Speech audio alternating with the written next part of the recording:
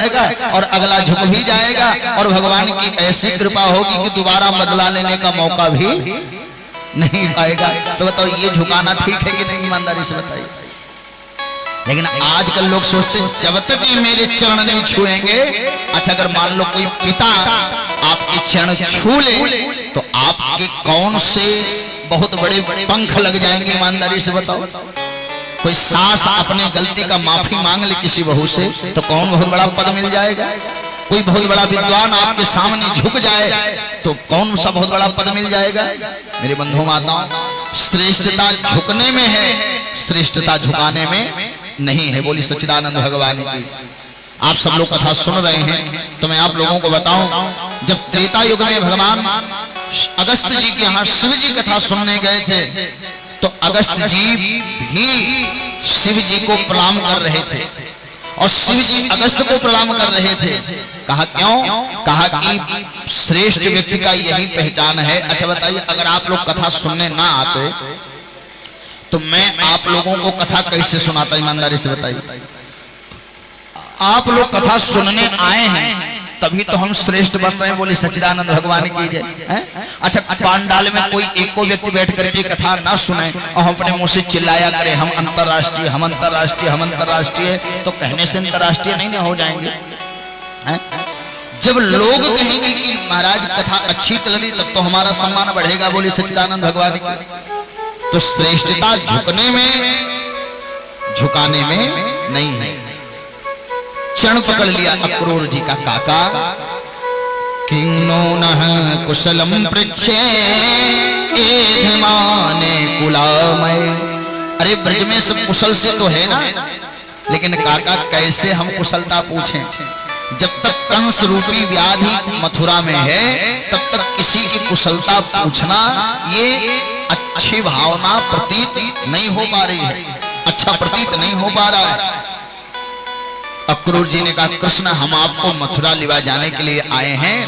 कन्हैया ने कहा काका एक बात बताऊं, माँ भेजेगी नहीं, लेकिन एक काम करना, आप कह देना कि मैं कृष्ण बलराम को मेला दिखाने लिवा जा रहा हूं और जब मेले की बात आएगी तो माँ तो भेज ही देगी। और प्यारे जब पता चला मैया यशोदा को एक खंभे से सट करके यशोदा माँ रोने लगी, कृष्ण जी ने कहा माँ क्यों रो रही है? माँ ने कहा कन्हैया तू मथुरा चलो जावे, मैं तेरे बिना जीवित कैसे रहूंगी? कन्हैया ने कहा मां चिंता मत करना, आज जाऊंगा, कल रहूंगा और परसों आए जाऊंगा। आज जाऊंगा, कल रहूंगा और परसों आए जाऊंगा। पार्श्वम आगमिष्यामि, परसों आ जाऊंगा। मैया ने कहा ठीक। और जैसे ही ब्रजवासियों को पता चला कि कृष्ण मथुरा जा रहे हैं, गोपियां एक जगह खड़ी हो गई और खड़े होकर के कहने लगी अहो विधास्तव न कुची दया संयोज मैत्या प्रणयेन देहिना ताशाकृतार्थान विनय क्षुपार्थकम विक्रीडितम तेर्भकम चेष्टितम यथा। अरे विधाता तू कितना क्रूर है जो मेरे कृष्ण को मुझसे दूर कर रहा है। इस संसार में पहले तो कोई किसी को जानता नहीं है, समझता नहीं है। जब प्रेम की ग्रंथि मजबूत होती है तो ऐसा कुचक्र करके उस ग्रंथि को तुड़वा देता है। विधाता ये तेरा कार्य ठीक नहीं है। जैसे कोई बच्चा बालू का मकान बना ले और उसी समय बाढ़ आ जाए और उसका बालू का मकान ढह जाए, उसी प्रकार से हमने कृष्ण से प्रेम किया, अभी हमारे कृष्ण के प्रेम की ग्रंथि मजबूत नहीं हुई, तुमने बीच में ला करके विक्षेप कर दिया। तो एक ने कहा कि विधाता को काहे दोष दे रही है? सुंदर तन अति सौम्य मुख पर स्वभाव से क्रूर, अरे बहनाया मूर्ख को नाम पड़ो अक्रूर। अरे सबसे ज्यादा क्रूर तो ये अक्रूर है जो रथ लेकर के हमारे कृष्ण बलराम को बैठा करके मथुरा ले जा रहा है। एक ने कहा बहना जब अपना ही सोना खोटा होता है तो परखने वाले की क्या गलती। हाय प्राण प्रिय को ही ऐसे भयो कठोर, और मथुरा जाते प्राणपति नहीं चितवत मम ओर। देखो ऐसे जा रहे मथुरा जैसे हम इनसे कभी मिले ही नहीं थे, ये हमें पहचानते ही नहीं, ऐसे हमको छोड़ करके मथुरा जा रहे हैं। और इतना कह करके गोपियां रोने लगी। और तब तक अक्रूर जी ने कहा कन्हैया रथ के नीचे कोई लेटा हुआ है। अक्रूर जी ने जब कहा कृष्ण नीचे उतरे तो देखा तो वो राधा रानी थी। राधा तुम लेटी क्यों हो? राधा रानी ने कहा कृष्ण अब कुछ मत करो, रथ हमारे ऊपर से चला करके चले जाओ, हम मर जाएंगे तो तुम्हें कोई रोकने नहीं आएगा। कन्हैया ने कहा राधा लेकिन इतनी रुष्टता का कारण क्या? कहा कि जब माखन चुराना था, मिश्री चुराना था, मटकी फोड़ना था, रास रचाना था, पनघट पे हमको छेड़ना था, तो उस समय तो हम तुम्हारे लिए थे। आज हमसे जी भर गया तो अब मथुरा जा रहे हो? कृष्ण ने कहा राधा एक बात तुम्हें बता दूं, मैं परसों ही आ जाऊंगा, परसों आगमिष्यामि। राधा ने कहा वो सब तो ठीक है, लेकिन आपको पता है कि मैं आपसे प्रेम करती हूँ। कन्हैया ने कहा राधा प्रेम तो हर कोई एक दूसरे से करते हैं, लेकिन प्रेम से जो बड़ा होता है उसका नाम है फर्ज। एक पिता अपने पुत्र से कम प्रेम नहीं करता, लेकिन उसको पढ़ने लिखने के लिए बाहर भेजता है क्योंकि वह उसका क्या है? फर्ज है। एक पति अपने पत्नी से कम प्रेम नहीं करता, लेकिन बम्बई दिल्ली कलकत्ता विदेश जाकर के कमाता है। क्यों? क्योंकि उसको साड़ी कपड़ा गहना दिलाना उसका क्या है? फर्ज है, कर्तव्य है। बोलो हाँ जी कि ना जी? तो हम भी तो अपना कर्तव्य पूर्ण कर रहे हैं। और मैंने कहा था कि मैं साधुओं का रक्षा करूंगा, दुष्टों का विनाश करूंगा। जब इस ब्रज में माखन मिश्री खाता रहूंगा तो दुष्टों का विनाश हो पाएगा? राधा जी समझ गई, माथे पर चंदन लगाया और चंदन लगा करके कहा कन्हैया जाओ, लेकिन एक बात याद रखना, भूल मत जाना।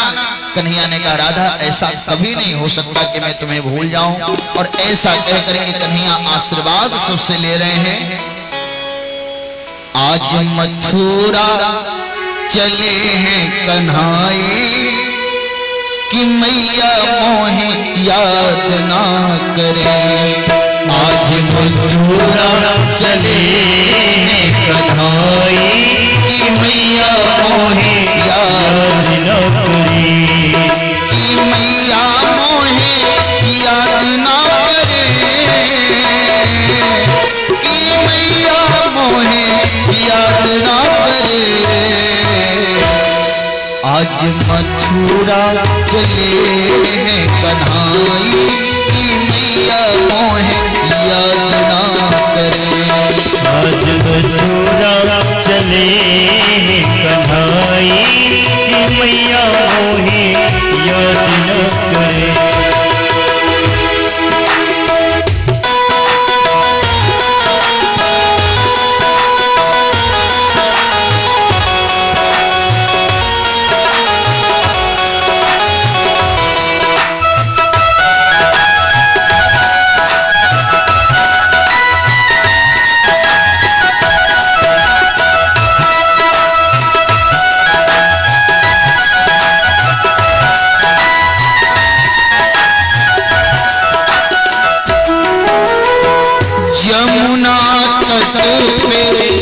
रोई कन्हैया हाय मेरे बाबा, हाय मेरी मैया।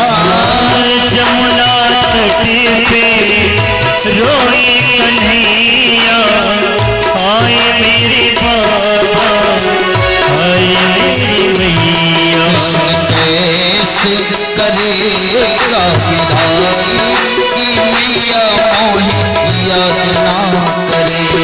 कृष्ण कैसे करेगा विदाई कि मैया मोहे याद न करे। आज मथुरा से जाते कन्हाई कि मैया मोहे याद आज मथुरा से जाते कन्हई की मैया मोहे याद न करे। या कहते हैं हे ब्रज ग्वालों भूल न जाना अपने कन्हैया से प्रीति लगाना। हे ब्रज ग्वालों भूल न जाना अपने कन्हैया से प्रीति लगाना। हे ब्रज ग्वालों भूल न जाना अपने कन्हैया से प्रीति लगाना। ब्रज ग्वालों भूल न जाना अपने कन्हैया से प्रीति लगाना। कृष्ण कहता है देख के दुहाई कि मैया मोहे याद ना करे। कृष्ण कहता है देख के दुहाई कि मैया मोहे याद न करे। कि मैया मोहे याद ना करे। कि मैया मोहे याद ना करे। आज मथुरा चले हैं कन्हई की मैया मोहे याद ना करे। आज मथुरा चले हैं कन्हई की मैया मोहे याद ना करे। बंधु माताओं, विदाई का जो पल होता है वो एक बेटी के बाप से पूछना, एक आचार्य से पूछना जब अपने शिष्य को विदा करता है, एक माता से पूछना जब अपने बेटे को परदेश भेजती है। बोलो हाँ या ना, कितना कष्ट होता विदाई। बंधुओं, जब भगवान श्री कृष्ण जाने लगे, ब्रजवासी केवल एक बात ध्यान दे रहे हैं, अभी कितनी दूर गए। एक ने कहा देखो देखो वो पताका दिख रही है। यावदा लक्ष्यते केतु यावद रेणुरथस्य च। बंधु माताओं, जब तक रथ की ध्वजा दिखती रही तब तक सब कृष्ण के रथ को देखते रहे। अंत में सबने ये विचार किया कि जब कृष्ण ही चला गया तो ब्रज में रखा क्या है। अब आज के बाद हम सब ब्रज में नहीं जाएंगे, यहीं इंतजार करेंगे, यहीं प्रतीक्षा करेंगे। आज नहीं, कल नहीं, परसों आ ही जाएगा।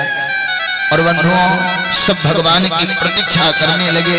और इधर अक्रूर जी के मन में यह पीड़ा हुई कि मैं कितना पापी हूं, ब्रजवासी कितना कृष्ण से प्रेम करते हैं और मैंने उस प्रेम को एक झटके में खंड खंड कर दिया। और ऐसा सोच करके बहुत रोए।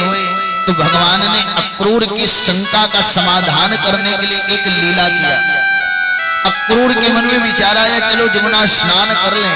और जैसे स्नान करने पहुंचे ना, देखा क्या कि रथ के ऊपर कृष्ण बलराम बैठे हैं और जमुना के भीतर भी कृष्ण बलराम बैठे हैं। और एक बार नहीं, कई बार इस दृश्य को देखा।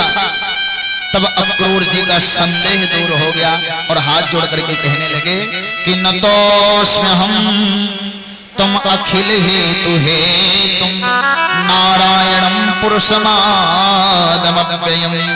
प्रभु, आप प्रकृति के कारण आप ही परम पुरुष नारायण हैं। नमस्ते रघुवरयाय रावणांत काय च। आप ही ने रावण आदि राक्षसों का नाश किया है। आपकी जय हो। आप ही वसुदेव हैं, आप ही प्रद्युम्न हैं, आप ही संकर्षण हैं, आप ही प्रद्युम्न हैं, आप ही बलराम हैं। आपकी जय हो। आप चार चार रूप धारण करके अपने भक्तों का पालन करते हैं। प्रभु, मेरे अपराध को क्षमा करना। खूबसूरत जमाने में तुम सा नहीं, इन अदाओं पे दुनिया मचल जाएगी। चांदनी सी नजर आपको देखकर आपके वो नजाकत से जल जाएगी। दीन दुखियों की सुन के दुख भरी दास्तां भक्त मंडल पे करुणा बरस जाएगी। और यही सोचकर मैं दिन रात गाता रहूं, दर्शन दोगे तो जिंदगी संवर जाएगी। प्रभु ये कथा इसलिए नहीं गाई जा रही है कि कल इसका दक्षिणा मिलेगा, बल्कि इसलिए गाई जा रही है कि कुछ मिले ना मिले, लेकिन अगर किसी दिन तुम मिल गए तो ये कथा कहना सार्थक हो जाएगा। बोले सच्चिदानंद भगवान की, जीवन धन्य हो जाएगा। बंधु माताओं, आचार्य श्री सुखदेव जी महाराज कहते हैं, परीक्षित जब भगवान आगे बढ़े तो भगवान के ग्वाल बालों की आंख में आंसू आ गया। कृष्ण जी ने ऐसा क्यों? ग्वाल बाल कहने लगे कि भैया अगर मुझे पता होता ना कि आपके मामा के इतने ठाट बाट हैं तो हम ब्रजवासी बन करके आते। कन्या बोले अच्छो, तो तुम्हें कहा लग रहे हो कि हमारे मामा के ठाट बाट के आगे तुम सब कमजोर हो, बेकार हो? सुनो, अभी चल करके हम वस्त्र की व्यवस्था करवाए दे रहे हैं, बढ़िया चकाचक है जावे हो। जाकर के पहुंचे तो एक धोबी बेचारे जल में अपने राजाओं के वस्त्र धुल रहे थे। तो ईशा इद्रसान नेव वसांसी नित्यम गिरी मनीचरा, भगवान ने जैसे वस्त्र मांगा तैसे उसने कहा, ओहो ये ब्रजवासी पंचर ये हमसे वस्त्र मांग रहा। अरे जंगल जंगल गैया चराने वाले, कभी राजा का वस्त्र देखा भी है कि मांगने चले आए? एक ग्वाले ने कहा, भैया जो हाथ तेने पूतना को दिखाई या को दिखाए दीजो, अगर तोते कछुनाए हुए तो मुझे बताए दीजो। भगवान जानते हैं कि ये कुछ बिगाड़ नहीं पाएगा, क्योंकि ये धोबी जो है 1000 वर्ष पहले वरदान इनको मिला है। ब्रह्मा जी ने कहा था कि कोई मनुष्य आपको नहीं मार पाएगा सिवाय भगवान के, तो ये ग्वाल बाल कैसे मार पाएंगे? लेकिन कम से कम हमसे इतना प्रेम तो करते हैं। और ऐसा विचार जब आया मन में तो भगवान ने अपने उस ग्वाले को गले लगा लिया और एक धमोकरा धर दिया, सो गोविंदाय नमो नमः। क्योंकि ये वही धोबी जी थे जिन्होंने त्रेता युग में सीता जी को ताना मारा था। बोली सच्चिदानंद भगवान की। तो त्रेता युग का बहाना द्वापर में बदला चुकाया। और ये कथा कहाँ मिलेगी? बोले गर्ग संहिता में आपको यह कथा मिल जाएगी। बोली सच्चिदानंद भगवान की जय। आचार्य श्री सुखदेव जी महाराज कहते हैं कि रजकस्य कराग्रेण सिरह कायाद पातयत, उसका सर धड़ से अलग कर दिया। अब भगवान इन सबको वस्त्र पहनाकर ले जा रहे हैं, लेकिन भैया वस्त्र भी शरीर पर तब अच्छा लगता है जब उस वस्त्र के उस शरीर के अनुसार आपके वस्त्र की फिटिंग हो। आगे कहना, अब शरीर आपका दुबला पतला और वस्त्र आपका झोल करे तो महाराज आप अच्छे कपड़े पहनने के बाद भी भिखमंगे लगेंगे। बोली सच्चिदानंद भगवान की। कपड़े 100 रुपए के हों, लेकिन अगर आपका शरीर उसके अनुसार है तो वह 100 रुपए का कपड़ा भी आपके ऊपर खिलेगा। बोले सच्चिदानंद भगवान की। लेकिन बाहरी दुनिया वाले नरक पड़नते डरत है, नरक पड़नते ना है। नरक पड़नते डरत है, नरक पड़नते ना है। आज का व्यक्ति कपड़े के लिए तो डरता है, लेकिन नरक पड़ने से नहीं डरता। बोले सच्चिदानंद भगवान की जय। देखो भगवान ने देखा कि दर्जी मिल गया, दर्जी से कहा भैया एक काम करो, हमारे वस्त्र सिल दो। दर्जी ने कहा कि प्रभु आप नाप दे दीजिए, सबका वस्त्र हो जाए। और जैसे ही दर्जी ने वस्त्र सिल करके दिया, ठाकुर जी अब इसका आप नाप देख लीजिए कैसा है। भगवान ने कहा बहुत अच्छा। आपकी सिलवाई कितनी भाई? दर्जी ने कहा सरकार धुलवाई इतनी महंगी है। आप दर्जी ने धुलवाई मांगा तो आपने ऐसी धुलवाई दे दी कि वो बेचारा अब कभी कुछ मांगने लायक नहीं रह गए। तो हमें कुछ मत दीजिए, बस आपकी कृपा बनी रहे। भगवान ने कहा जाओ कपड़े सिलते रहो और आने वाले समय में तुम्हारी कमाई बड़ी अच्छी हो जाएगी। 500 रुपए का कपड़ा होगा तो 550 सिलाई होगा। बोली सच्चिदानंद भगवान की। 150 का भी कपड़ा हो तो भी सिलवाई कितनी लगेगी? 450। बोली सच्चिदानंद भगवान की। 500 लगेगी। तो दर्जी को भगवान ने आशीर्वाद दिया। फिर भगवान के गले में माला पहनाया गया। माला किसने पहनाया? ततः सुदामनो भवनम मालांकारस्य जगमतो हो। भगवान के गले में माला पड़ा और जैसे माला पड़ा भगवान आगे पहुंचे तो देखा कि 3 अंग से टेढ़ी जा रही है। बंधु माताओं, ये कथा इसलिए मुझे सुनाना पड़ रहा है कि जब लोग थोड़ा सा पद प्रतिष्ठा धनवान बलवान सुंदर होते हैं और जब किसी को हे दृष्टि से देखते हैं तो उन्हें इस कथा को विशेष रूप से श्रवण करने चाहिए। कुब्जा को भगवान ने देखा और जानते क्या बोले, ऐ सुंदरी कहां जा रही है। अब कुब्जा ने जब प्रथम बार सुंदरी सुना तो किसकी आंखें भरे आए, क्योंकि आज तक कुबड़ी लोगों ने कहा, त्रिवक्रा लोगों ने कहा, टेढ़ी लोगों ने कहा, लेकिन सुंदरी पहली बार सुना तो ऐसे घूंघट उठा करके देखा। क्योंकि हमारे वृंदावन में आज भी घूंघट की प्रथा है। हमारे वृंदावन में, राजस्थान में आप देखना सभी माताएं घूंघट लगाती हैं। बोली सच्चिदानंद भगवान की। तो घूंघट लगाया है कुबरी ने और ऐसे करके देखा और जब भगवान की बाकी झांकी को देखा तो कुब्जा का तो हृदय आनंदित हो गया और उसके बाद कहने लगी, कन्हैया आपने मेरा परिचय पूछा तो मैं अपना क्या परिचय बताऊं। दास्याम्य हम सुंदर कंस सम्मिता त्रिवक्र नाम हिनुलेप कर्मणि मदभावितम भोज पते बिना इमाम को अन्न मस्त दरहती। मैं कंस की दासी हूं, मेरा नाम है कुब्जा। पूरे ब्रजमंडल में मैं चंदन लगाती हूं, लेकिन मत चंदनम भोज राजपते अति प्रियम। जो मेरा चंदन है कंस को बहुत प्रिय है, लेकिन आज से ये चंदन मैं कंस को नहीं लगाऊंगी, आपको लगाऊंगी। कस्तूरी तिलकम ललाट पटले वक्षस्थले कौस्तुभम नासाग्रे वरमौक्तिकं करतले वेणु करे कंकणम सरलांगे हरिचंदनं सुललितं कंठेश्च मुकुतावली गोपस्त्री परिवेशितो विजयते गोपाल चूड़ामणि।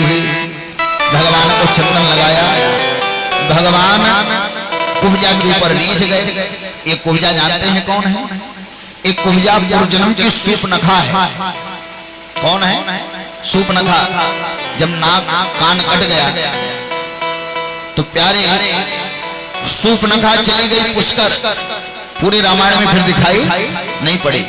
पुष्कर में जाकर के तपस्या किया, ब्रह्मा जी प्रकट हुए, क्या चाहिए? कहा कि श्री कृष्ण ही पति के रूप में मिले। तो फिर वही कुब्जा बन करके द्वापर में आई और भगवान का अंग संग प्राप्त किया। आगे की प्रसंग में मैं आपको सुनाऊंगा। बोले सच्चिदानंद भगवान की जय। अच्छा, भगवान और आगे बढ़े तो एक धनुष रखा था कंस ने, जो परशुराम जी ने दिया था। कृष्ण जी ने उसको खेल खेल में क्या किया? करेण बामेन सलील मुदघृतम सत्यम चक्रा निमिषेण पश्यताम। भगवान ने जितने देर में लोग बंद करते हैं नेत्र और खोलते हैं, उतने देर में भगवान ने धनुष को तोड़ दिया बाएं हाथ में लेकर। वो भी मर गया, धनुष टूट गया। अब तो कंस को लगा कि अब तो हम बचने वाले नहीं हैं। अब अबले हाथी को लाकर के मुख्य द्वार पर खड़ा कर दिया। भगवान ने कहा, है महावत, हाथी को हटा लो, नहीं तो यम साधनम, यम के सदन पहुंचा दूंगा। महावत और आगे हाथी लेकर के आने लगा तो मृतकम मुस्सुज्य दंत पाणी समाविशत। भगवान ने हाथी का सूंड पकड़ करके पटक दिया और दांत एक बलराम जी ने ले लिया और एक भगवान श्री कृष्ण जी ने ले लिया। रंगशाला में आगे बढ़ रहे हैं, कांधे पर दांत रख करके। और जैसी भगवान की छवि को श्री सुखदेव जी ने देखा, कैसे दिख रहे हैं भगवान? आहा, मल्लानाम सनि निर्णाम नरवर स्त्रीणाम अस्मरो मूर्तिमान गोपानाम स्वजनों सताम चितभुजा शास्ता सुपित्रो शिशु। भगवान पहलवानों को वज्र के समान लग रहे हैं, मनुष्यों को श्रेष्ठ मनुष्य के समान लग रहे हैं। स्त्रियों को कामदेव के समान लग रहे हैं, गोपों को स्वजन लग रहे हैं, दुष्ट राजाओं को शासक लग रहे हैं और अपने माता पिता को शिशु लग रहे हैं। जाकी रही भावना जैसी, जाती रही भावना जैसी, हरि मूरत देखी कैसी, हरि मूरत देखी कैसी, जाकी रही भावना जैसी, जाती रही भावना जैसी, हरि मूरत देखी कैसी, हरि मूरत देखी कैसी। भगवान एक हैं लेकिन अलग अलग रूपों में दिख रहे हैं। मृत्युर्भोजपते विराट विश्वम तत्त्वं परम योगिनाः विष्णु नाम पर देवतीति विदितो घ्रंकम गतः साग्रजः। कंस को दिख रहे हैं मृत्यु, विद्वानों को दिख रहे हैं विराट, योगियों को परम तत्व, यदुवंशियों को देवता। एक ही नंदलाल के अनेक रूप देखिए। अब तब तक श्याण मुष्टिक ने कहा, हे नंद सोनो हे राम भवंतो वीर सम्मतो हो, हे कृष्ण बलराम। और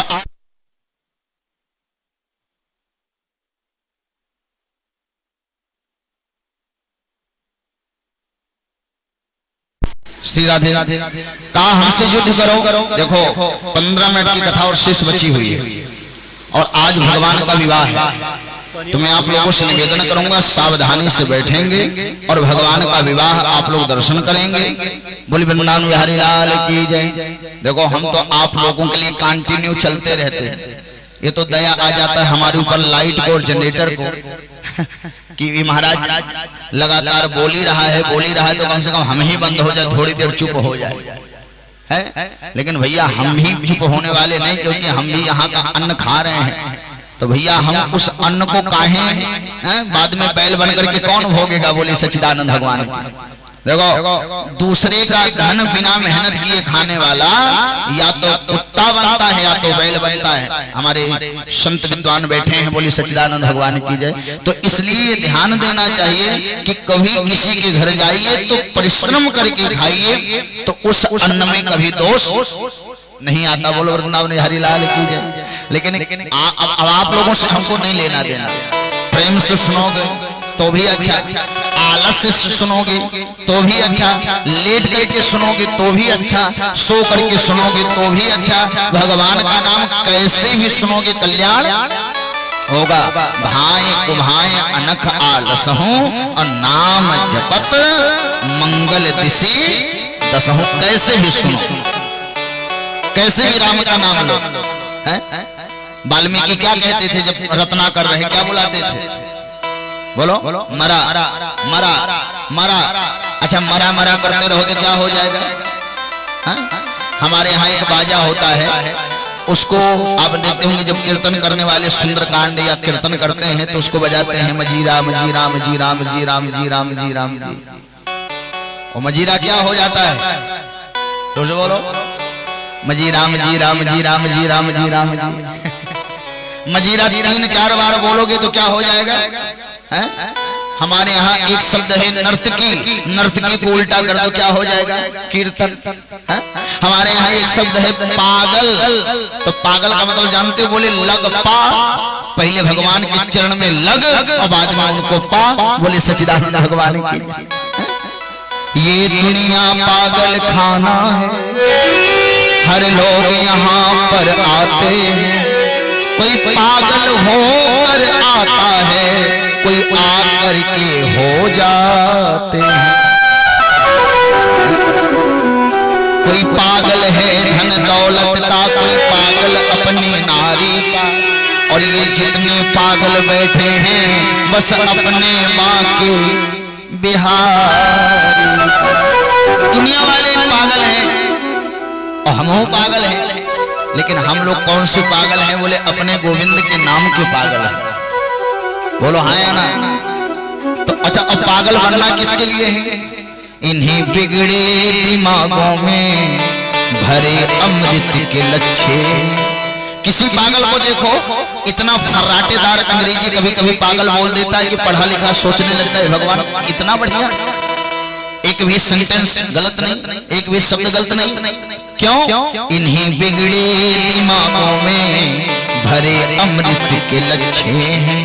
हमें पागल ही रहने दो, हम पागल ही अच्छे हैं। कम से कम उस होशियारों से ज्यादा हम प्रसन्न हैं पागल बन करके।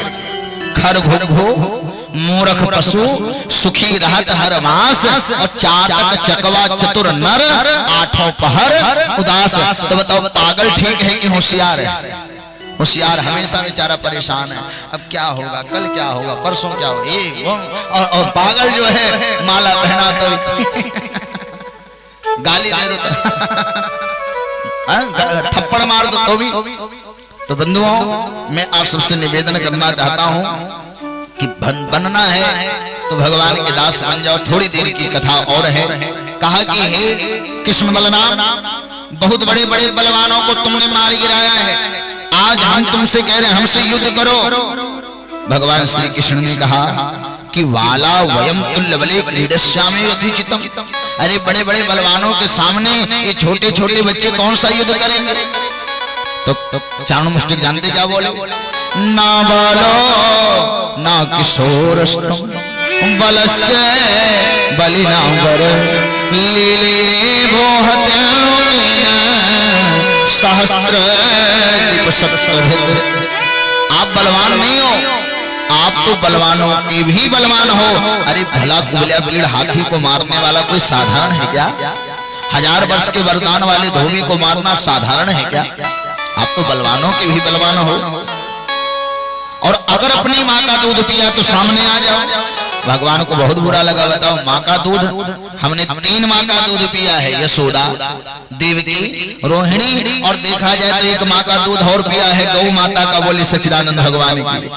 अच्छा, आज हमारे भारत समाज में बनते तो सब राम भक्त कृष्ण भक्त हैं, लेकिन दूध किसका आता है? भैंस का।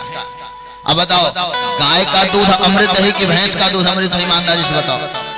स्वामी विवेकानंद जी जब अमेरिका गए तो वहां उनसे पूछा गया कि किस जानवर का दूध अच्छा होता है? स्वामी विवेकानंद जी ने कहा भैंस का। लोगों ने कहा आप गौ माता को नहीं मानते? कहा मानते हैं। तो कहा फिर आपके यहाँ गौ के दूध को सबसे उत्तम माना जाता है और आप कह रहे हैं भैंस का? तो कहा सरकार आपने जानवर का पूछा था। अब अगर आप गाय का कहते हैं तो गाय का दूध दूध नहीं है, गाय का दूध तो अमृत है, बोले सच्चिदानंद भगवान की। और अमृत को पिलाने वाली कोई जानवर नहीं हो सकती, अमृत पिलाने वाली तो हमारी आपकी माँ हो सकती है, बोले सच्चिदानंद भगवान की जय। गाय हमारी जानवर नहीं है, गावः विश्वस्य मातरः, गाय पूरे विश्व की माता है, बोले वृंदावन बिहारी लाल की। अच्छा, अपनी माँ 2 महीने 4 महीने 10 महीने सेवा कर दे तो बार बार ताना मारती है, इतने से था, इतना बड़ा कर दिया, दूध हमने पिलाया, हमने सेवा की, हमने सत्कार किया, आज ही हमें नहीं मानता। और गाय माँ को चाहे घास दो चाहे ना दो, भूसा खिलाओ चाहे ना खिलाओ, आपके बच्चे को, आपके पिता को, आपके पूरे परिवार का पालन करने के बाद भी कभी एक बार गौ माँ नहीं कहती कि अगर हमने दूध ना पिलाया होता तो तू मर गया होता, बोले सच्चिदानंद भगवान। तो जो निस्वार्थ भाव से अपने बच्चों की सेवा करता उसी का नाम है माँ, बोले सच्चिदानंद भगवान। वो बात आपने सुनी होगी कि माँ बच्चों की जान होती है और किस्मत वाले वो होते जिनके माँ होती है। तो कितनी अच्छी है, तो कितनी भोली है, प्यारी प्यारी है ओ माँ,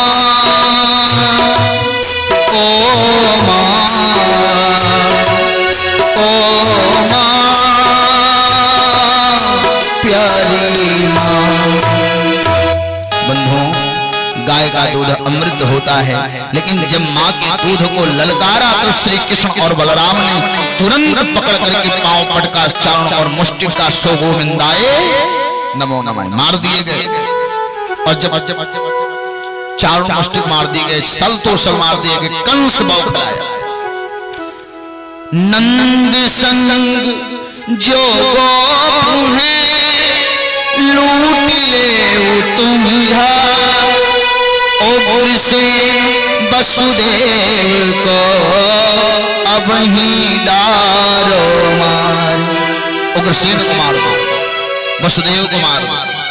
और जैसे कंस ने कहा, भगवान श्री कृष्ण सिंहासन पर पहुंच गए। मामा अब तेरा कोई काम नहीं चल सकता, अब हम जो कहेंगे वो होगा। सुनत कृष्ण ढिन पहुंचे जाए पकड़ी शिखा मह दीन गिराए। कंस को धरती पर गिरा दिया और धरती पर गिरा करके काढ़े प्राण घसी घसी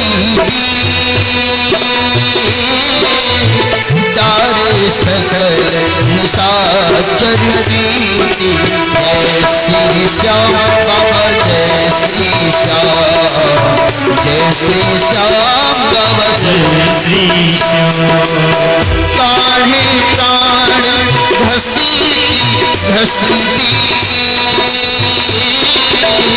डारे सकल निशाचर प्रीति जय श्री श्याम जय जय श्री श्याम जय श्री श्याम जय जय श्री श्याम।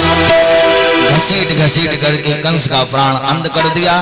आज बस्ती गिदही से कंस का नाश हुआ। बोले श्री कृष्ण चंद्र भगवान की जय। अब कृष्ण बलराम को बाहर, कृष्ण बलराम ने जाकर के वसुदेव देवकी को बाहर निकाला। देवकी वसुदेव से विज्ञाय जगदीश्वरो। जब श्री कृष्ण बलराम को देखा, देवकी वसुदेव ने शरण में गिरने लगे।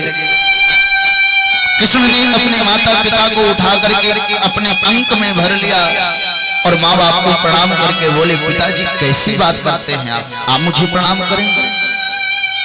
पिताजी ने कहा, कृष्ण आज अगर तुम ना आए होते तो मेरा उद्धार नहीं होता।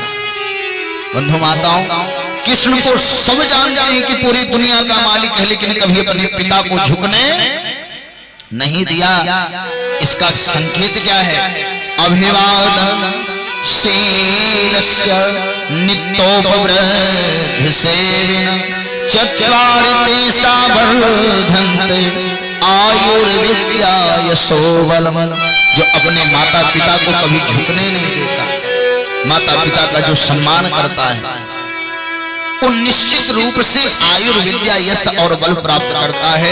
ये सूत्र भगवान ने लोगों को बताया नहीं, बल्कि दिखाया कि जब मैं भगवान होकर के अपने से बड़ों का सम्मान करता हूँ, तो तुम इंसान होकर के अपने से बड़ों का सम्मान क्यों भूल गए? बोले सच्चिदानंद भगवान की जय। बंधुओं, भगवान पढ़ने गए अवंतिकापुरी उज्जैनी। 64 दिन में भगवान विद्वान हो गए। जानते हैं, यहाँ तमाम लोग बैठे हुए हैं, जिंदगी बीत जाती है लेकिन विद्वता। कई लोग कहते हैं कि हम ग्रेजुएशन कंप्लीट हैं, हमने एमएससी किया है, हमने बी काम किया है, एम काम किया है, एमटेक किया है, बीटेक किया है, सीटेड किया है, तमाम विद्या अपनी बताते हैं। लेकिन आप सब बताइए, विद्वान कौन है? बोले विद्या ददात विनयम। विद्वान कौन है? जो अपने से बड़ों के सामने विनय पूर्वक झुक जाए, वही कौन है? और जब झुक जाओगे तो विनयाद यदि पात्रता, विनय से पात्रता आएगी। और पात्रम धनमाप्नोति, पात्रता से धन बढ़ेगा। और धनात धर्म तत सुखम, और जब धन आएगा तो धर्म बढ़ेगा, और जब धर्म बढ़ेगा तो सुख मिलेगा। इस सबका मूल क्या है? बोले विद्या। बोले सच्चिदानंद भगवान की। एक बात बता दूं, कथा कितनी का समझाई जाए, अमित अमित अर्थ अमित अति आखर थोरे। किसी गांव में एक व्यक्ति गया और कहीं से 4 अक्षर पढ़ लिया। तो जब 4 अक्षर पढ़ कर आया तो उसको लगा कि मेरे जैसा योगी तो पूरी दुनिया में कोई है ये नहीं है। अब जो लोग कम पढ़े लिखे होते हैं वो क्या करते हैं, वो दिखाना चाहते हैं कि लोग जाने कि बड़े विद्वान हैं। बोलो हाँ या ना। अब वो बेचारा ट्रेन में बैठा और वो सोच रहा था कोई मिल जाता तो हम अपनी अंग्रेजी सुना देते, कोई मिल जाता तो अपनी अंग्रेजी सुना देते। एक व्यक्ति का बैग किसी ने चुरा लिया था।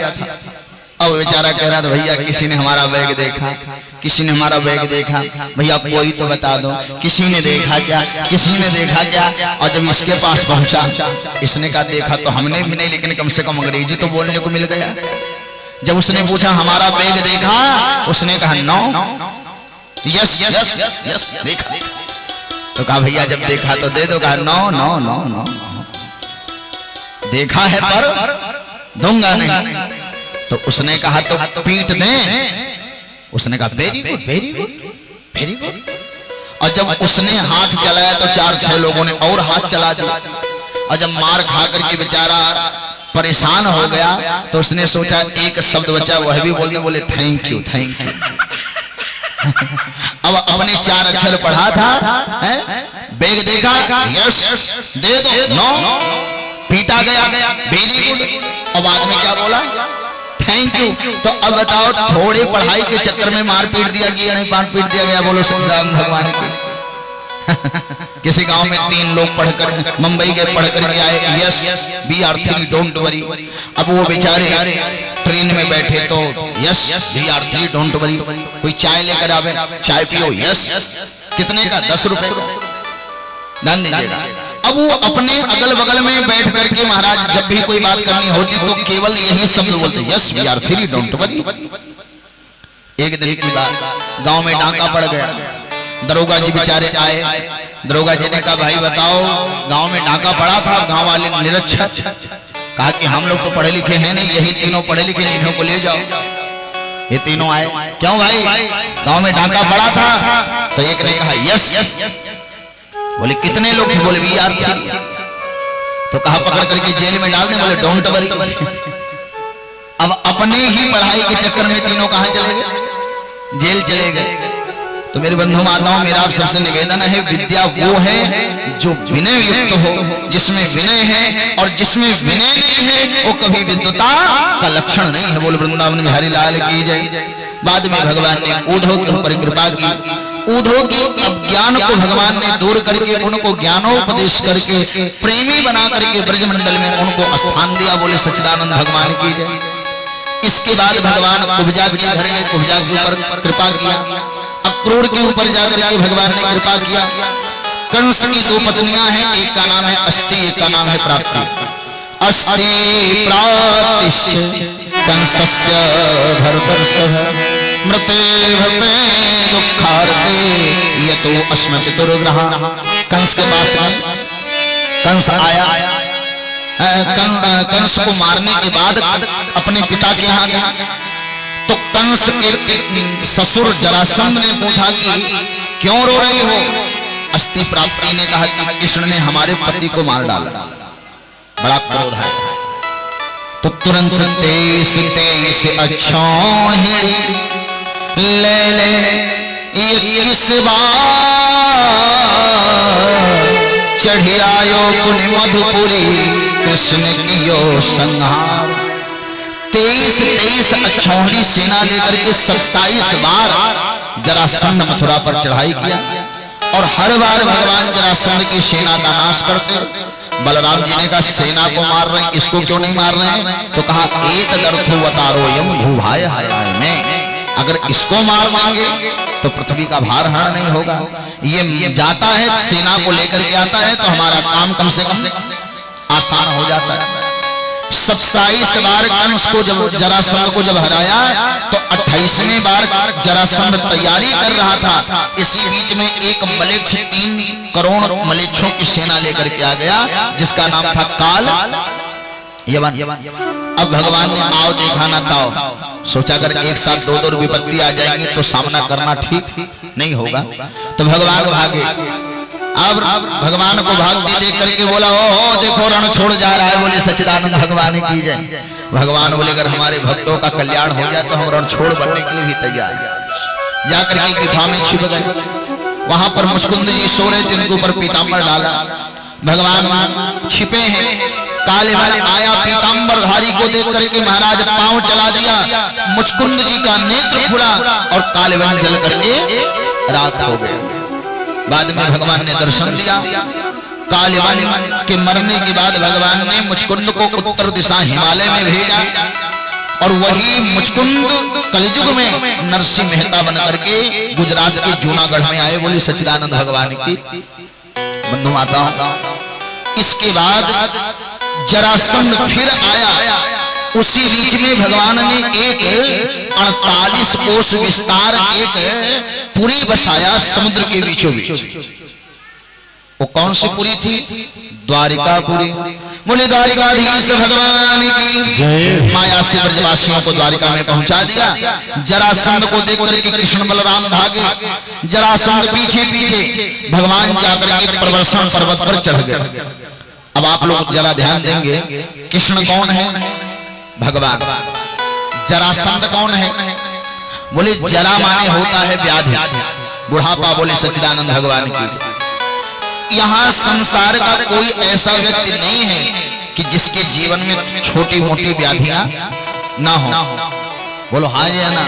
छोटी मोटी व्याधियां तो सभी के जीवन में आई जाती हैं।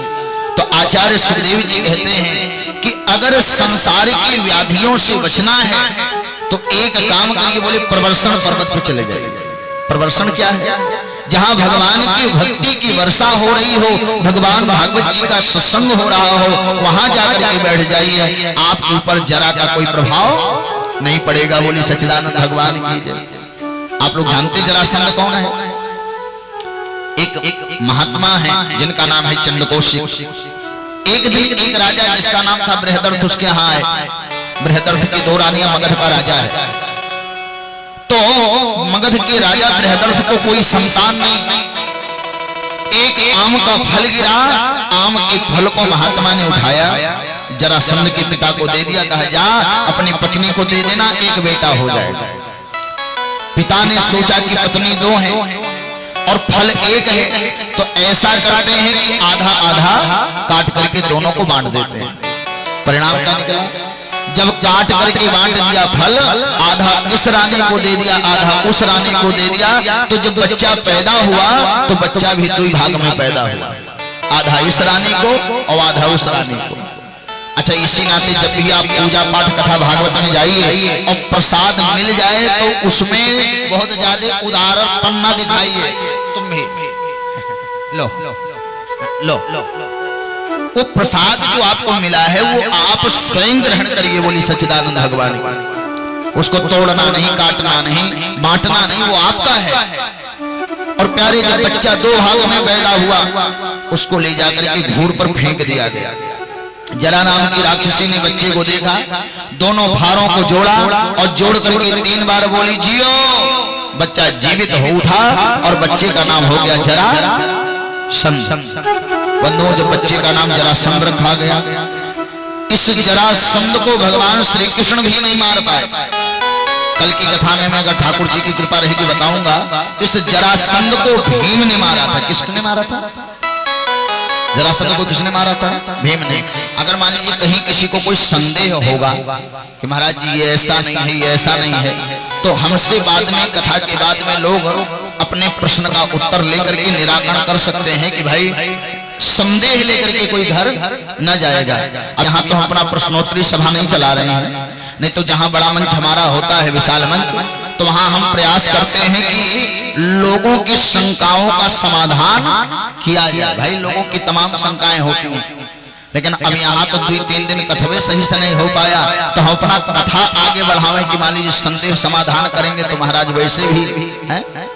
इसी नाते एकदम जल्दी जल्दी में महाराज सारी कथाओं को छूटने भी ना पावे और कथाओं के क्रम को ना छोड़ते हुए कथा को आगे पहुंचाना भी है। बोली सच्चिदानंद भगवान की।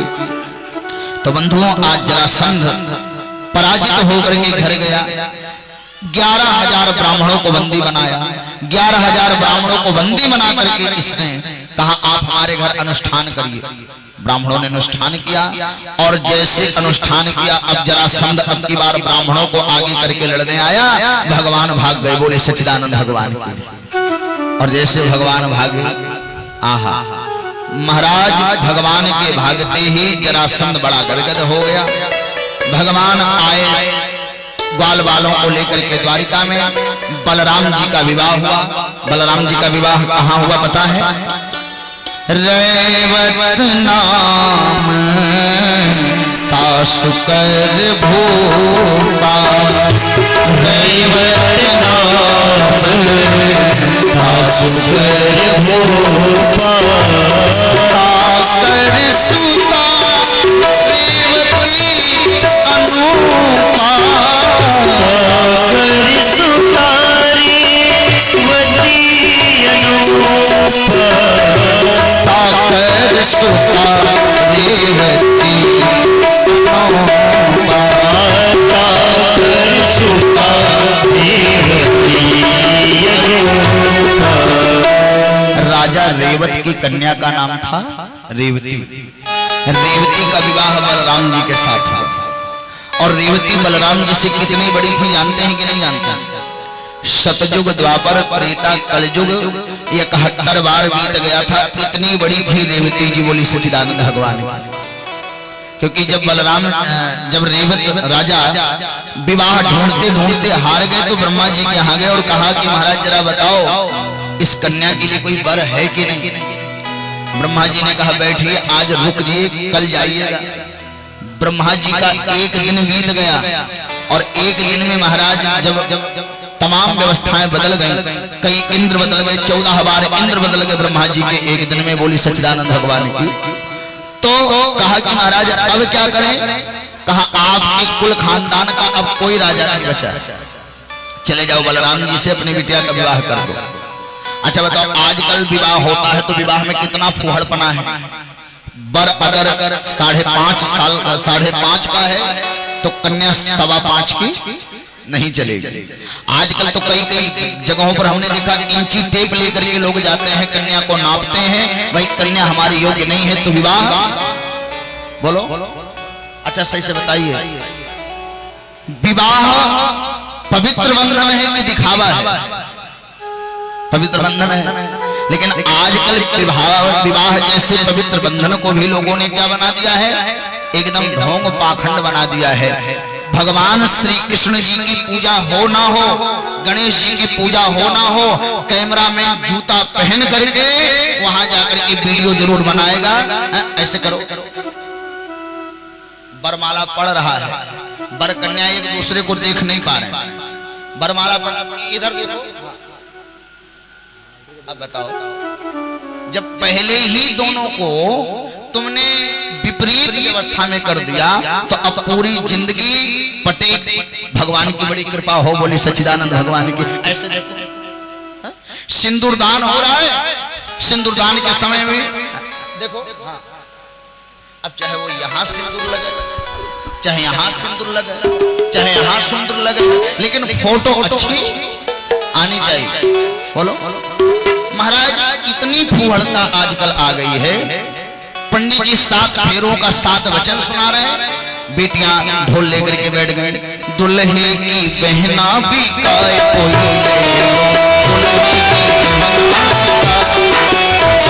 चवन्नी में ले लो, अठन्नी में ले लो, चवन्नी में ले लो, हाय जिया चरिए मुफ्त में ले लो, हाय और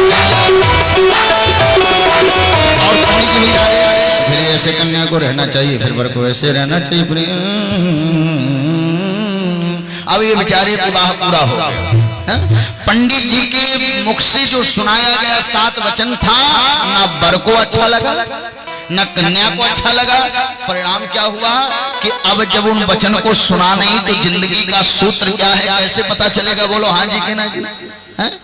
पंडित जी बेचारे द्वार पूजा में मंगल पाठ कर रहे हैं, मंत्रोच्चारण कर रहे हैं, और वहीं माथे पर साउंड वाले आकर के, बाजा वाले आकर के एक बार आजा आजा आजा। अब बताओ, दुल्हा आ गया, समधी आ गया, घराती आ गया, बराती आ गया, नाऊ आ गए, पंडित जी आ गए, अब कौन आएगा बता? एक बार आजा आजा, कौन आएगा? बोले सच्चिदानंद भगवान। ये फुहड़ता नहीं तो और क्या? अच्छा, जब बरमाला होता है तो आजकल प्रतियोगिता चलता है, कन्या वाले दुल्हन को उठा ले, वर वाले दूल्हे को उठा ले। अच्छा, ये विवाह की प्रतियोगिता सीताराम जी के स्वयंवर में ऐसे हुआ था, रुक्मिणी कृष्ण जी के यहाँ ऐसे हुआ था कि जीत हार हो रहा था। अच्छा, मान लो अगर कन्या जीत ही गई तो तुम क्या चाहते हो कि जिंदगी भर हमेशा वर के माथे पर पैर रखे, या वर जीत गया तो क्या कन्या को अपनी नौकरानी बना करके रखे? ये जिंदगी नहीं है साहब। जिंदगी ये है कि जहां पर बिल्कुल फुहड़ता ना हो। पहले विवाह होता था उन झोपड़ी में जहां पर महाराज टेंट भले ना हो, इतना लाइट डेकोरेशन भले ना हो, लेकिन वह विवाह संस्कारों से बधा होता था। बोली सच्चिदानंद भगवान की।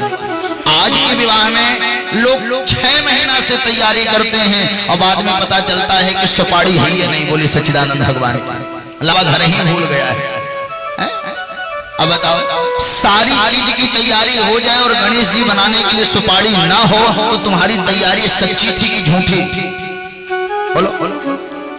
तो काहे का तैयारी कर रहे थे 6 महीना जब सुपारी नहीं ले पाए? बंधु माताओं, विवाह एक पवित्र बंधन है, इसको विवाह की ही तरह रहने। आजकल तो लोग विवाह का नाम बदल दिए। बोले क्या हो रहा है? बोले शादी। और शादी हुआ था सूपनखा का, शादी हुआ था नारद जी का। बोलो, सूपनखा शादी करने गई, नाक कटा के चली आई, और नारद जी शादी करने के बेचारे बानर बन गए। बोली सच्चिदानंद भगवान की। और आज भी लोग कहा शादी नहीं जाना, विवाह माने जानते हैं? विवाह वर को, उस वर को जो विवाह तो कर ले, लेकिन कन्या के पिता से ये ना कहे कि भैया आपने अंगूठी कहा था काहे नहीं दिया। जो माला अंगूठी के लिए पूरे समाज में अपने ससुर को, अपने रिश्तेदार को बेइज्जत ना कर दे, बोलो वो क्या है? विवाह है। बोली सच्चिदानंद भगवान की।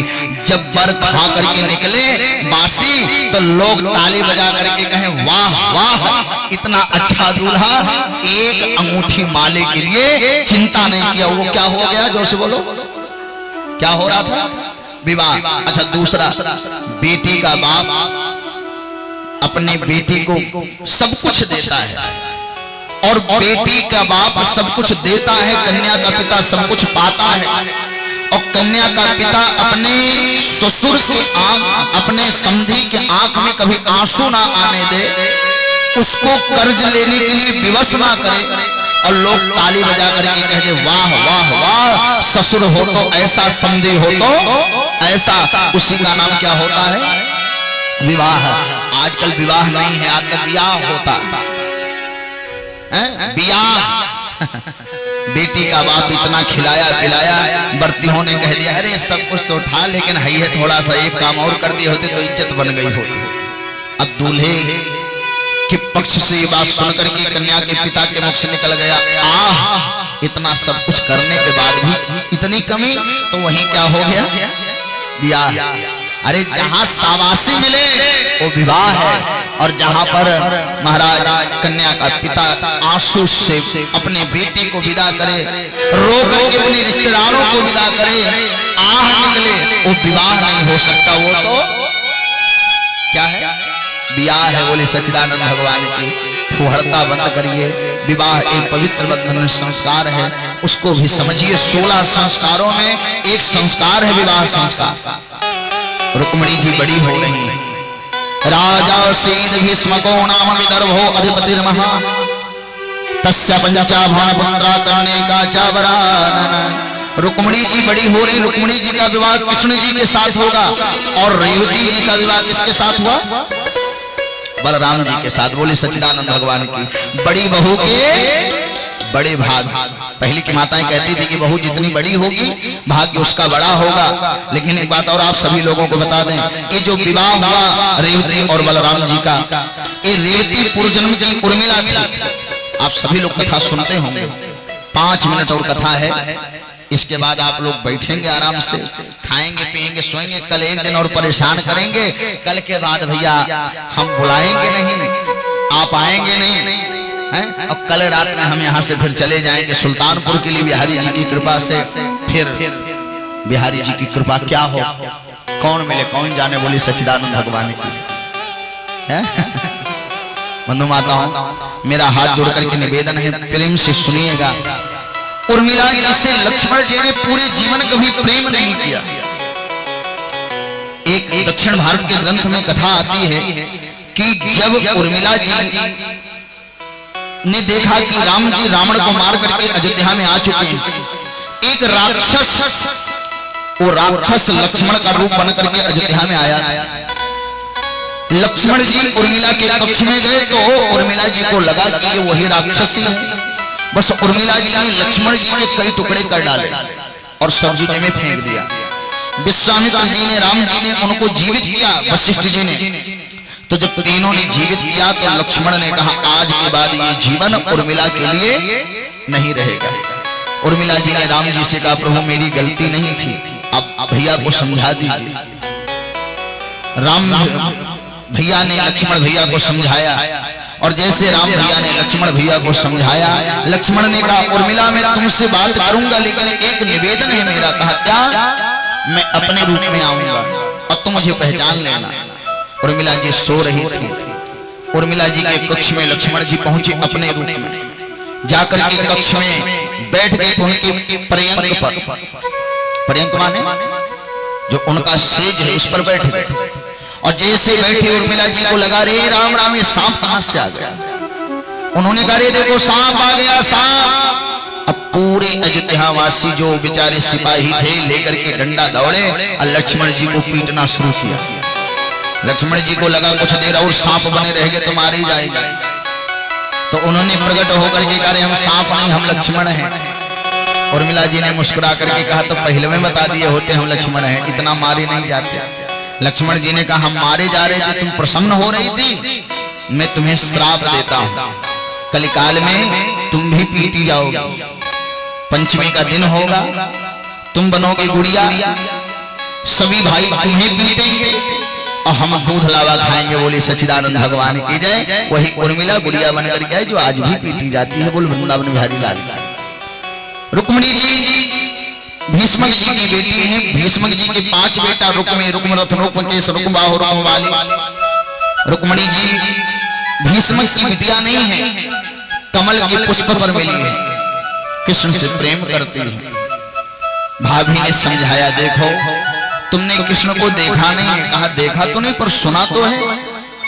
वो मेरे मन मंदिर में बस गए, उनके अलावा अब मैं किसी अन्यत्र को देख नहीं सकती। तो कहा कि एक पत्र लिख करके कृष्ण के पास पहुंचाओ, कृष्ण भी तुम्हें प्रेम करते कि नहीं। पत्र गया, कृष्ण जी ने स्वीकार किया। सुदेव नामक पंडित जी से कहा कि पंडित जी चिंता ना करिए, विवाह तो मैं करने आऊंगा ही। शैव सुग्रीव में पुष्प बलाहक 4 घोड़ों को इकट्ठा किया, 4 घोड़ों को इकट्ठा करके रथ में लगाए, रथ पर बैठ करके चल दिए।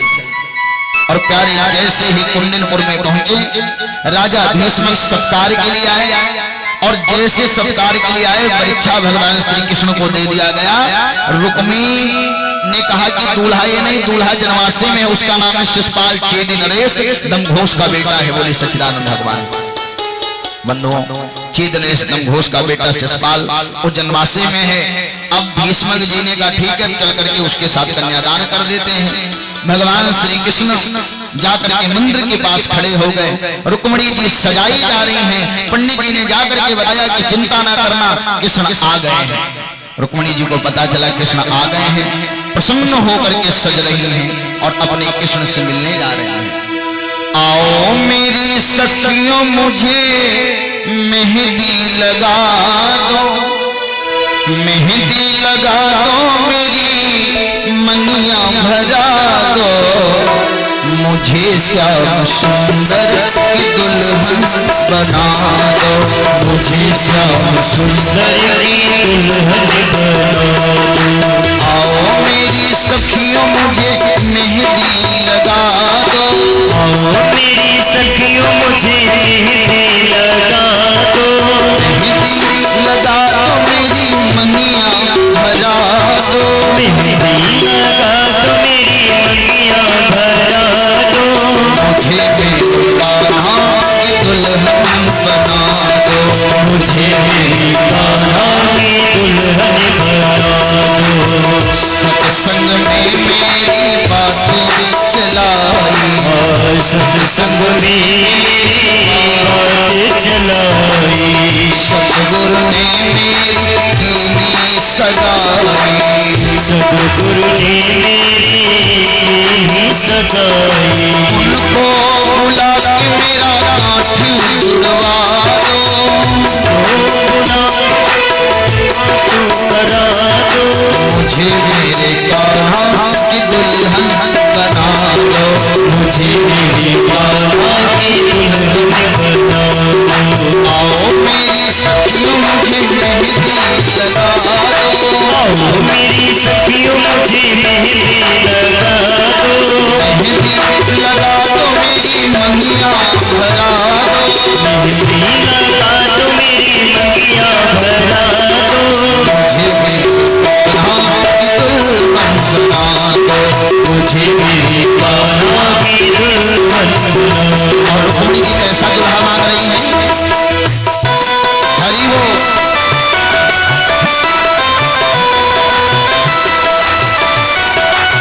वृंदावन में हरिलाल की।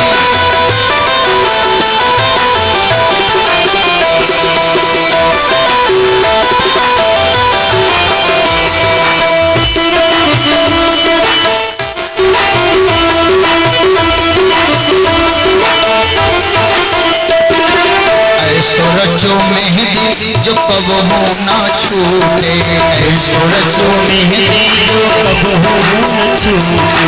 ऐसो करो दुल्हा जो कब हो ना रूठे, ऐसो करो दुल्हा जो कब हो ना रूठे। अचल सुहाग की बिंदिया लगा दो, अचल सुहाग की बिंदिया लगा दो, अचल सुहाग की बिंदिया लगा दो, अचल सुहाग की बिंदिया लगा दो। मुझे मेरे कान्हा की दुल्हन बना दो, मुझे मेरे कान्हा की दुल्हन बना दो, मुझे मेरे कान्हा की दुल्हन बना दो। रुक्मिणी जी मंदिर में पहुंची और माता गौरी जी को प्रणाम किया। नमस्ते कामिके भीष्णम स्वसंतान युता शिवाम भूया पतिर्मे भगवान कृष्णस्त्व नमोदतम। हे माता गौरी, हे भगवान शिव की भार्या, हे गणेश जी की माता, अगर मैंने मन क्रम वचन से कृष्ण को ही चाहा हो तो कृष्ण मेरे पति के रूप में आवे। और जैसे ही मैया ने कहा ओ मैया सिंगार तेरा लाल है, लाल महावर लाल नाल टिकुली, लाल है विदिया लाल लाल चूड़ी, मृग मधु का तिलक तेरे भाल है। दर्शन करके ये मनवा निहाल है, सबको सुख दे देने वाली, रखियो अमर सुहाग की लाली। हे सबको सुखी रखने वाली, मेरे सुहाग को अमर रखना। ऐसी भावना के साथ जैसे ही गौरी मैया को मनाया, आचार्य श्री सुखदेव जी महाराज कहते हैं बिन ही प्रेम बस भई भवानी, खसी माल मूरत मुस्काने, माला गिर गया और भवानी मुस्कुरा उठी। बोले सच्चिदानंद भगवान की। और जैसे मैया मुस्कुराई बाम अंग फड़कने लगे। अच्छा, पुरुष का दहिना अंग फड़के तो क्या होता है? शुभ। और देवी का बायां अंग फड़के तो शुभ। अब पुरुष का बायां अंग फड़के तो अशुभ। अच्छा, अब फड़कने का मतलब बोले आंख ऐसे उठे गिरे, इसको क्या बोलते हैं? फड़कना। ये कुछ देर ऐसे फट फट फट फट करता रहे तो क्या है? फड़कना। लेकिन अगर मान लीजिए वो 2-2 घंटा 3-3 घंटा फट फट फट फट करते रहे तो ना शुभ होगा ना अशुभ होगा। ये बीमारी है, जाकर के कहीं जांच कराना पड़ेगा। बोले सच्चिदानंद भगवान। फड़कने का मतलब फड़के और बंद हो जाए तो इसका शुभ और अशुभ अर्थ है। तो गौरी मैया ने देखा कि रुक्मिणी जी का बाम अंग फड़कने लगे। रुक्मिणी जी आगे बढ़ी, कृष्ण जी खड़े हैं और कृष्ण जी ने जैसे ही देखा तुरंत रथ आगे बढ़ाया, रुक्मिणी जी का हाथ पकड़ा और अपने रथ में बैठा दिया। कैसे? बोले जिस प्रकार से कोई सिंह का भाग कोई सियार लेकर के चला जाए, उसी प्रकार से भगवान ने रुक्मिणी को बैठा लिया, लेकर के चले। इधर दाऊ भैया ने जब सुना कि भगवान कुंडिनपुर गए हैं तो सैनिक लेकर के चल पड़े। कितने बाराती लेकर के गए थे बलदाऊ भैया? बोले 56 करोड़ यदुवंशी श्री कृष्ण की बारात में गए थे। 56 करोड़ बोले सच्चिदानंद भगवान, सबको लेकर के भगवान बलराम जी पहुंचे। कृष्ण बलराम दोनों की व्यवस्था बनी। भगवान श्री कृष्ण से कहा, कृष्ण आप दुल्हन को लेकर चलो, हम पीछे आ रहे हैं। तमाम सेनाओं का नाश करते हुए आगे बढ़ रहे हैं। शिशुपाल को जब पता चला कि दुल्हन चली गई तो शिशुपाल बहुत रोया, और जब शिशुपाल रोने लगा तो उसको जरासंध समझाया, देख भैया अभी कन्हैया के ऊपर काल की कृपा है, हमने भी कई बार चाहा पराजित नहीं कर पाए, लेकिन जब काल हमारे बस में हुआ तो हमने कृष्ण को पराजित कर दिया, चिंता मत कर। रुक्मिणी ने कहा, तुम चिंता ना करो, मैं अपनी बहन को लाकर के अगर तुम्हें नहीं दिया तो मेरा भी नाम रुक्मिणी नहीं। 8 बाण छोड़ने लगा। भगवान श्री कृष्ण को बुरा लगा, रुक्मिणी का दुपट्टा पकड़ा और अपने साले को बांध करके रथ के पीछे लगा। अब शैव सुग्रीव में एक पुष्पवाहक घोड़े पवन वेग से दौड़ रहे थे, और जैसे ही भगवान श्री कृष्ण ने बहुत परेशान कर दिया, ऐसा लगा कि रुक्मिणी मर जाएगा, तब तक बलदाऊ भैया आ गए। कन्हैया क्या कर रहे हो?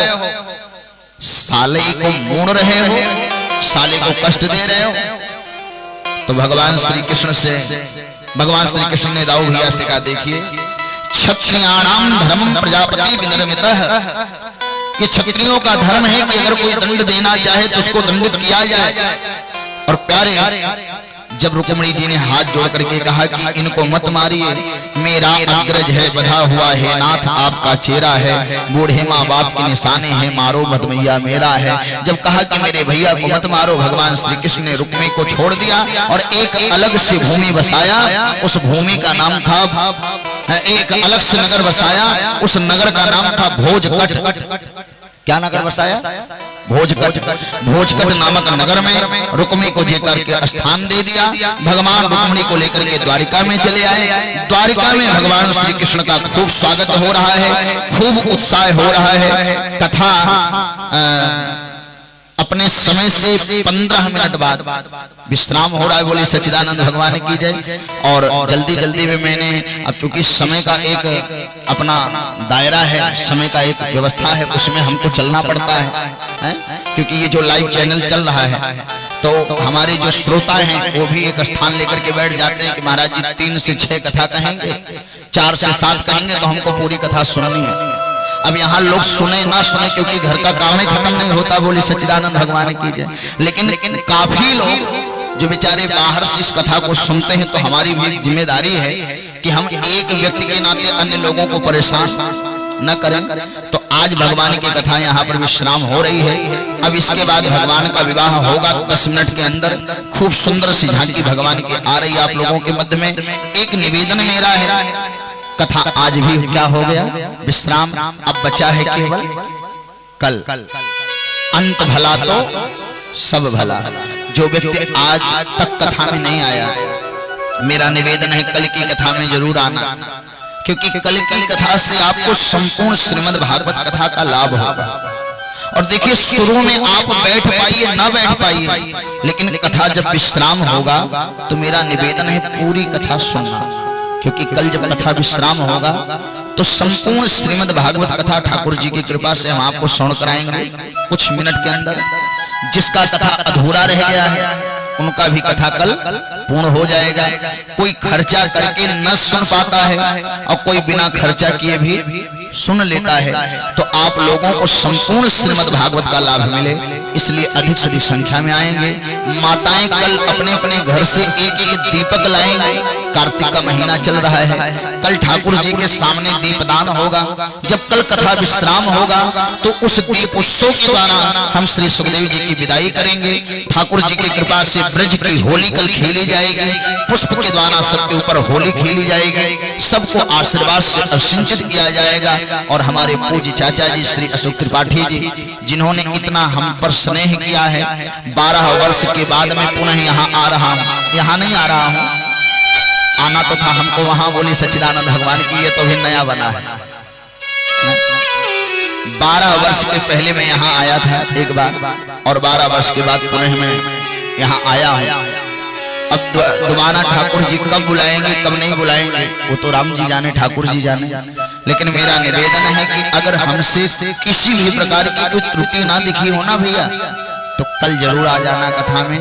मैया आप लोग अपने बगल में मैयाओं को लेकर के आना। जिसने कभी ना सुना होगा कथा, आपको भी 25% कमीशन मिलेगा उसमें, क्योंकि लेकर के आना भी बहुत बड़ा व्यवस्था है।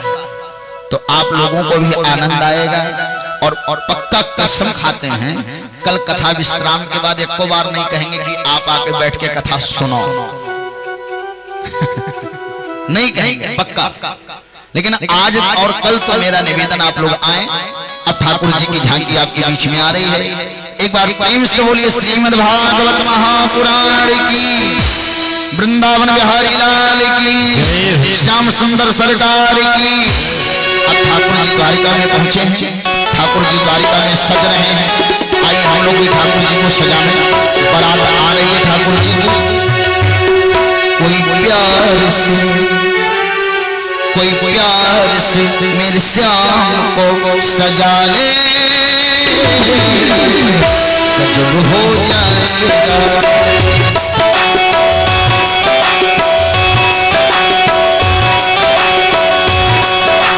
प्यार से मेरे श्याम को सजा दे,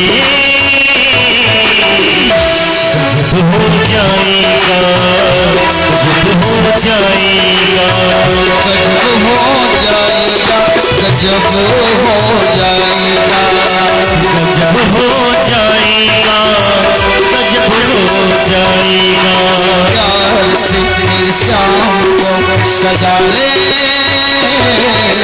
गजब हो जाएगा।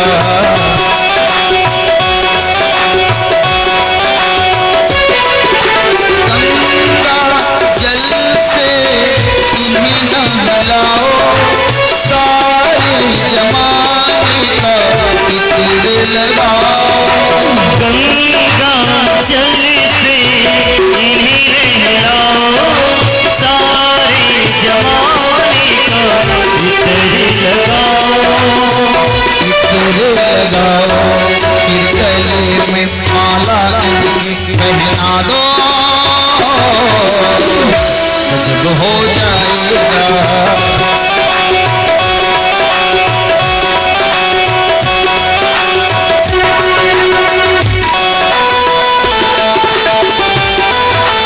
हरि बोल। साथ होगी, सुंदर सी बारात होगी, के साथ होगी। सुंदर सी बारात होगी, रुक्मिणी कान्हा के साथ होगी, के साथ होगी। इस छवि को हृदय में बिठा लो, गजब हो जाएगा।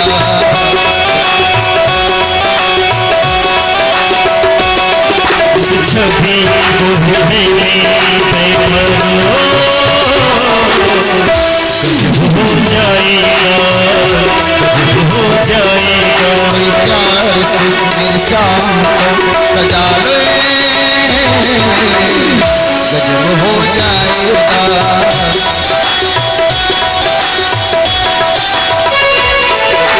हरि बोल।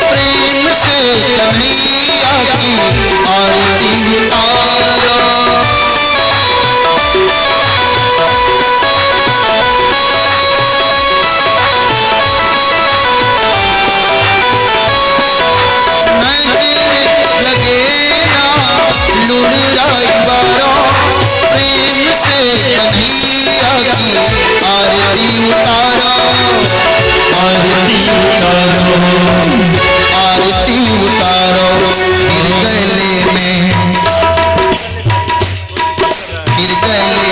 माला इनकी पहना दो गजब हो जाएगा गजब हो जाएगा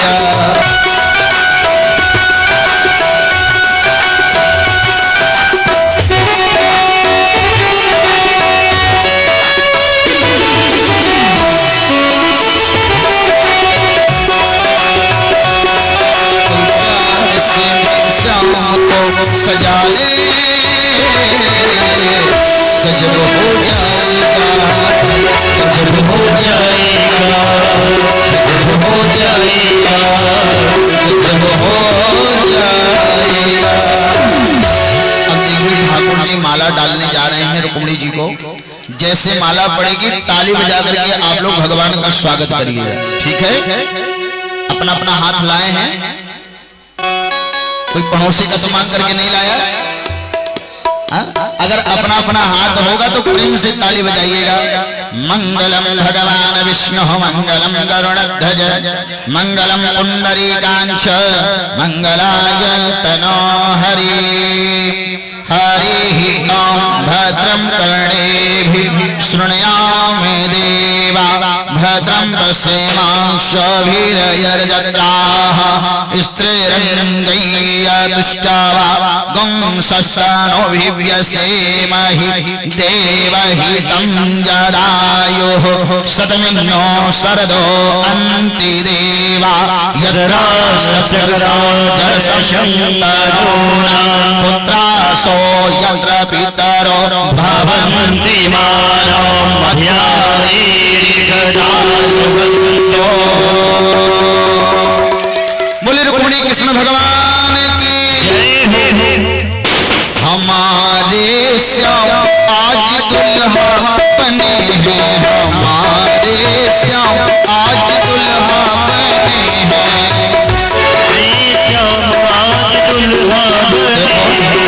अगर किसी को नाचना आता हो तो नाच सकते हैं और नहीं तो खाली ताली बजा करके प्रेम से हमारे श्याम आज दुल्हा बने हमारे श्याम आज दुल्हा बने दुल्हा बने दुल्हा बने दुल्हा बने दुल्हा बने दुल्हा बने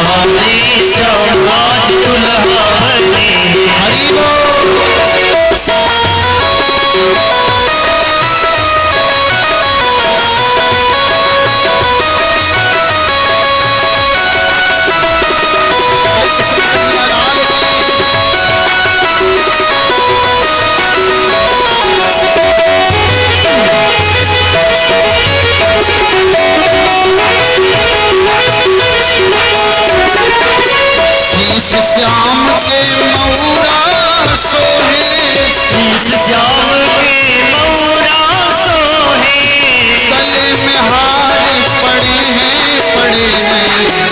गले में हार पड़े हैं हमारे श्याम आज दुल्हा बने हमारे श्याम आज दुल्हा बने। किसके किसके भगवान दुल्हा बने? हमारे श्याम कि आप लोगों के भी?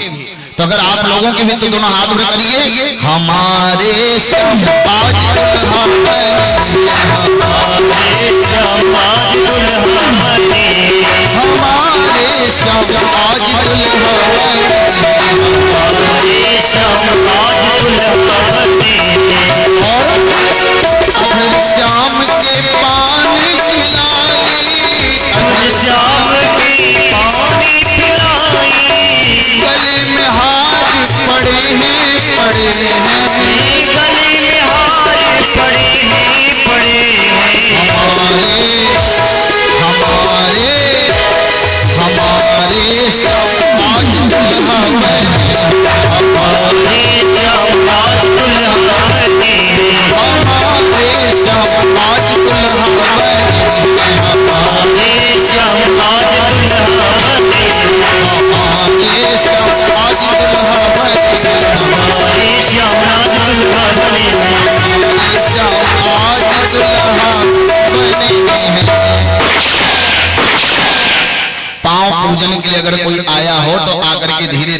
पूजन करें। पांव पूजन के बाद हमारे सुंदर भजन सम्राट भैया श्री राजेंद्र त्रिपाठी जी आपको सुंदर सा भजन सुनाएंगे। आइए प्रेम से हम लोग भगवान के पांव पूजन करें।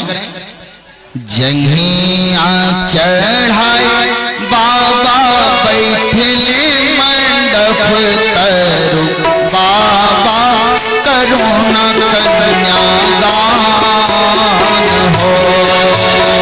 जंघिया चढ़ाई बाबा बैठले मंडप तरु, बाबा करुणा कन्यादान हो। बड़े कंज कले तमें ऊपर, आमे सोहत फूलदान हो।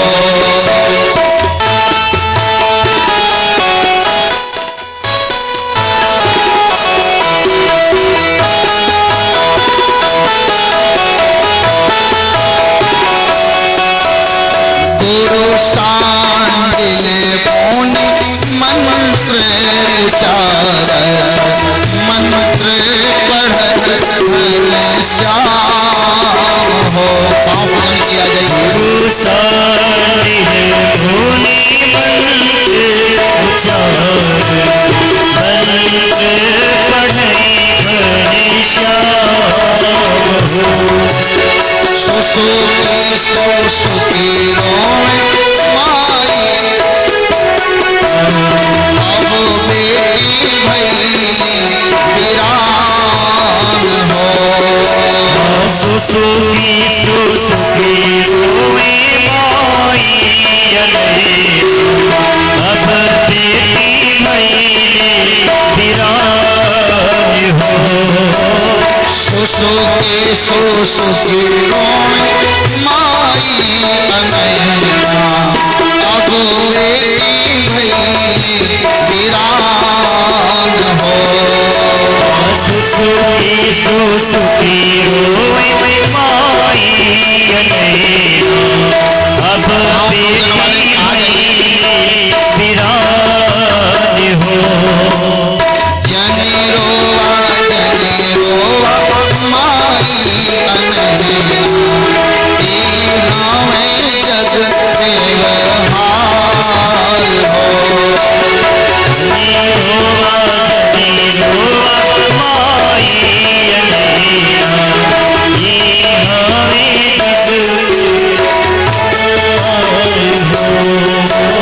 जंघिया चढ़ाई बाबा बैठले मंडप तरु, बाबा करुणा कन्यादान हो।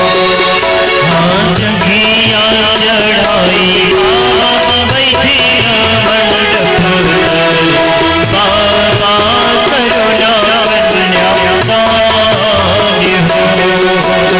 जंघिया चढ़ाई बाबा बैठले मंडप तरु, बाबा करुणा कन्यादान हो। जंघिया चढ़ाई बाबा बैठे मंडप तरु, बाबा करुणा कन्यादान हो। हमारी माता जी ठाकुर जी का पांव पूजन करने एक बार जोरदार ताली लगा दीजिए। बोले वृंदावन बिहारी लाल की जय हो।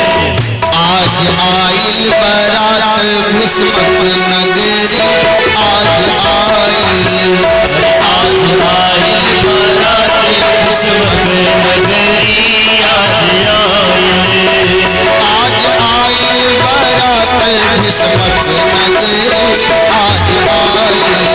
अरे आज आइल बारात भीष्मक नगरी, आज आइल।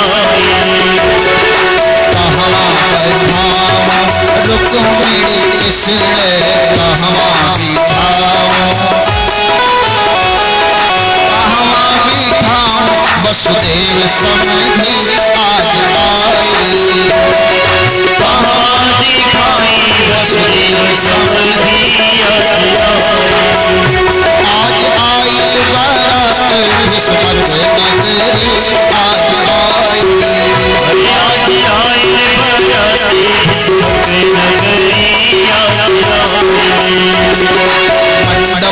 दिखाओ श्याम और रुक्मिणी मंडप दिखाओ श्याम और रुक्मिणी मंडप दिखाओ श्याम और रुक्मिणी मंडप दिखाओ श्याम और रुक्मिणी सिंहासन बिठाओ वसुदेव समधि आज आई सिंहासन बिठाओ वसुदेव समधि आज आई आज आई बारात भीष्मक नगरी आज आई अरे आज आई बारात भीष्मक नगरी आज आई बधाई हो बधाई हो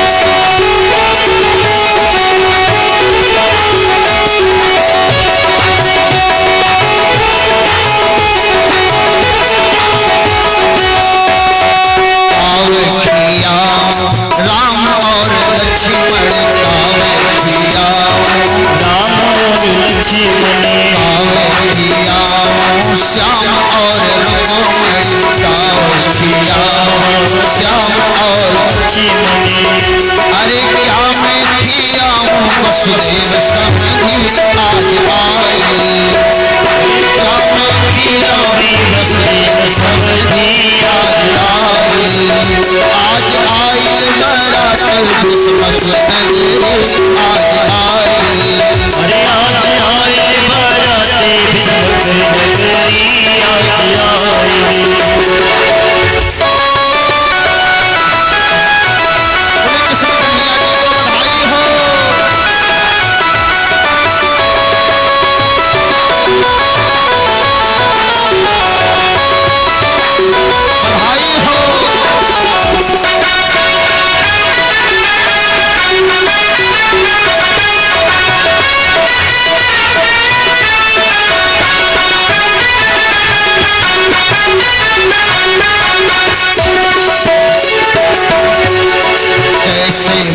कृष्ण और रुक्मिणी कैसे मनाओ कृष्ण और रुक्मिणी कैसे मनाओ कृष्ण और रुक्मिणी कैसे मनाओ कृष्ण और अरे रुक्मिणी कैसे मनाओ वसुदेव समधि आज आई आज कैसे मनाओ वसुदेव समधि आज आई वो आज आई बारात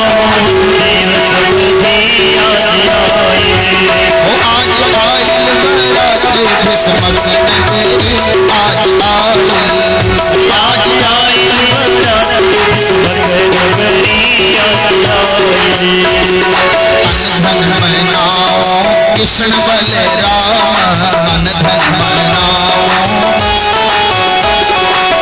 धन मनाओ कृष्ण बलराम मन धन मनाओ कृष्ण बलराम प्रेम से मनाओ वसुदेव समधि एक बार दोनों हाथ ऊपर उठाइए सभी लोग प्रेम से बोलिए रुक्मिणी कृष्ण जी के विवाह की बधाई हो बधाई हो आवाज नहीं आ रही है बधाई हो बधाई हो बधाई हो बधाई हो अरे प्रेम से मनाओ वसुदेव समधि अरे आज आई बारात भीष्मक नगरी आज आई आज आई बारात भीष्मक नगरी आज आई बोलिए वृंदावन हरि लाल की जय। तो बताओ विवाह में आनंद आया कि नहीं आया किसको किसको आनंद नहीं आया हाथ ऊपर करें तो जिसको जिसको ठाकुर जी के विवाह में आनंद आया हो एक बार प्रेम से बोले वृंदावन में हरि लाल की जय।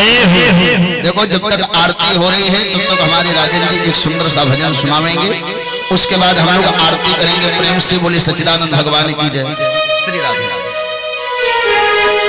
आप लोग तब तक पांव पूजन के आते रहे कि जोड़ी